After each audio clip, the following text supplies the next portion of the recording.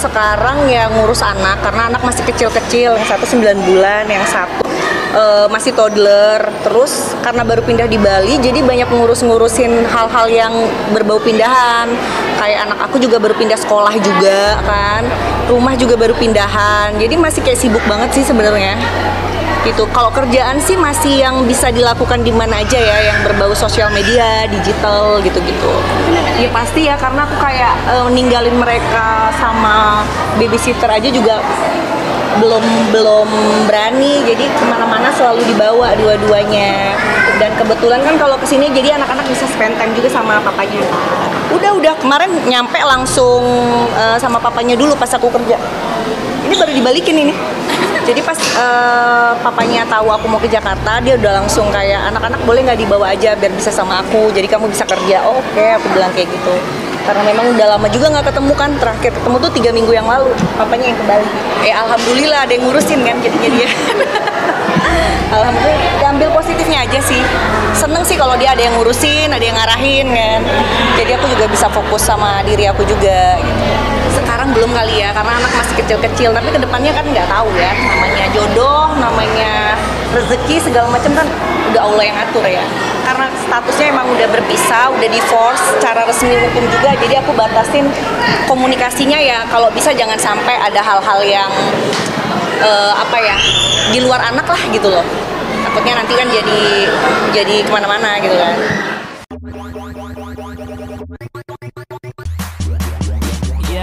Let me do that.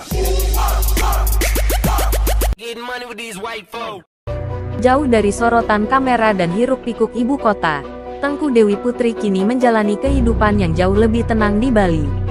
Keputusannya untuk menetap di Pulau Dewata sempat mengejutkan banyak pihak, tapi siapa sangka, di sanalah ia justru menemukan kedamaian yang selama ini ia cari. Apa yang membuatnya jatuh cinta pada Bali? Bagaimana kehidupan barunya jauh dari gemerlap dunia selebriti? Dan apa makna kedamaian bagi sosok yang dikenal glamor ini? Semua jawabannya akan kita bahas tuntas di video ini, hanya di channel gosip favorit kamu. Tengku Dewi Putri mengambil langkah besar dalam hidupnya setelah berpisah dari Andrew Andika. Pengalaman pahit di Jakarta membuat Tengku Dewi Putri memilih melanjutkan hidup di Pulau Dewata, Bali. Aku sudah pindahkan ke Bali, ungkap Tengku Dewi Putri di kawasan Tamrin, Jakarta baru-baru ini. Di Bali, Tengku Dewi Putri dihadapkan pada rutinitas yang jauh berbeda dengan apa yang ia rasakan selama di Jakarta. Kalau aku cocok tinggal di Bali, nggak terlalu rush, lebih santai, tetap bisa nikmatin hidup, papar Tengku Dewi Putri. Ritme kehidupan yang lebih santai cukup meringankan tugas Tengku Dewi Putri sebagai ibu 2 anak, yang sama-sama masih butuh pengawasan orang tua. Kan masih pada kecil-kecil, yang satu 9 bulan, yang satu masih toddler, kata Tengku Dewi Putri. Tengku Dewi Putri juga jadi punya kesempatan untuk membuka jalan rezeki baru setelah menetap di Bali. Aku memulai segala sesuatunya yang bisa dilakukan di Bali. Aku di Bali ada bisnis juga, terus YouTube juga mulai aktif lagi. Jadi, bisa kemana aja, papar Tengku Dewi Putri.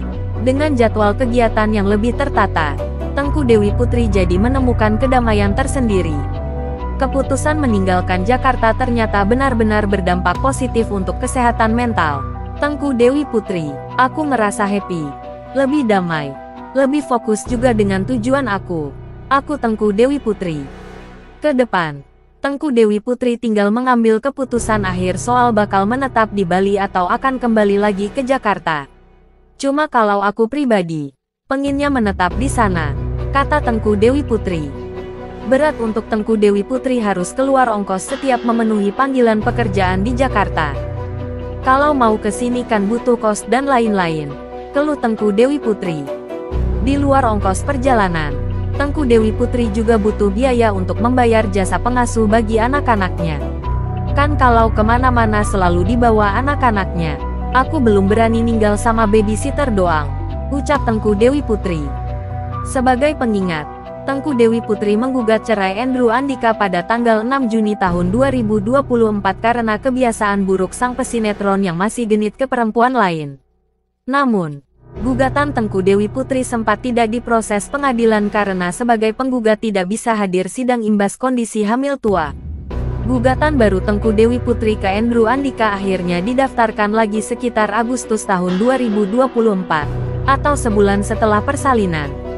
Perceraian Tengku Dewi Putri dan Andrew Andika akhirnya diputus pada tanggal 18 Desember tahun 2024, dengan hak asuh anak jatuh ke perempuan 37 tahun. Dikabulkannya gugatan cerai Tengku Dewi Putri sekaligus membuat Andrew Andika dibebani nafkah anak bulanan sebesar 20 juta rupiah, dengan besaran nominalnya naik 15% setiap tahun. Tidak ada tuntutan nafkah mutah dan idah sama sekali dalam putusan cerai Tengku Dewi Putri dan Andrew Andika saat itu. Tengku Dewi Putri dan Andrew Andika bercerai setelah 8 tahun berumah tangga. Perpisahan Tengku Dewi Putri dan Andrew Andika sempat mengagetkan publik, karena selama ini kedua pasangan dikenal sebagai suami istri yang harmonis. Andrew Andika sendiri kini sudah mulai membuka lembaran baru dalam hidupnya, dengan sudah mengumumkan keberadaan pasangan barunya lewat media sosial. Sementara Tengku Dewi Putri untuk saat ini memilih fokus membesarkan anak-anak dulu, sebelum memantapkan diri untuk mencari pasangan baru. Tak semua orang berani meninggalkan kenyamanan dunia gemerlap demi mengejar ketenangan batin. Tapi itulah yang kini dijalani Tengku Dewi Putri. Hidup di Bali bukan sekadar pelarian, tapi sebuah pilihan untuk lebih dekat dengan dirinya sendiri. Lalu, apakah kehidupan barunya ini akan bertahan lama, atau justru menjadi awal dari babak baru yang lebih mengejutkan? Kita tunggu saja perkembangan selanjutnya. Jangan lupa like, komen, dan subscribe untuk update terbaru dunia selebriti. Sampai jumpa di video gosip berikutnya.